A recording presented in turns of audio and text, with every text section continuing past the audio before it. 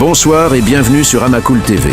Le lundi 14 octobre, en périphérie de Nampala, dans la région de Ségou, une équipe de Médecins sans frontières et des agents de santé communautaire qui apportèrent des soins à la population, ainsi que d'autres civils innocents, ont été violemment pris à partie, terrorisés et dévalisés par les mercenaires russes du groupe Wagner, en collaboration avec l'armée malienne.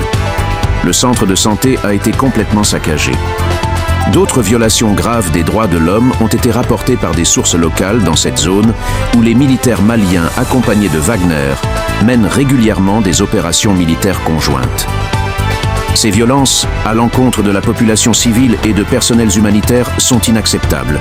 Suite à cet incident, Médecins sans frontières, MSF, a suspendu ses activités médicales dans la zone de Nampala, privant ainsi la population civile de soins essentiels.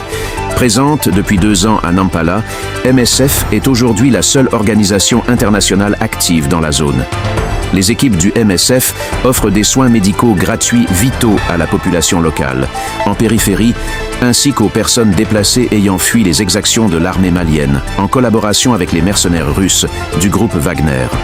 Dans un autre malheureux, le 29 octobre 2024, l'armée malienne et ses supplétifs de Wagner ont arrêté injustement Baye Farika, conseiller de fraction. Il transportait les urgences sanitaires d'Anefif vers Kidal, connu pour sa gentillesse et sa bonté envers ses semblables à Inak, dans la localité d'Anefif. Ses proches n'ont aucune nouvelle de lui. Toujours ce 29 octobre, des hommes armés non identifiés ont fait irruption dans le village de Tabango où des actes de violence sont signalés.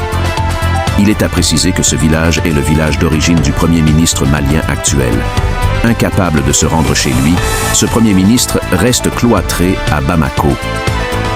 À l'image de Bajan Ag Amato, d'autres notables communautaires continuent d'exercer leur propagande inutile depuis la capitale malienne, alors que sur le terrain, les militaires maliens, en collaboration avec les mercenaires russes du groupe Wagner, commettent chaque jour des actes de violence qui entraînent la mort d'innocents et l'exil forcé des populations partout sur le territoire de l'Azawad. Merci de nous avoir suivis et à très bientôt.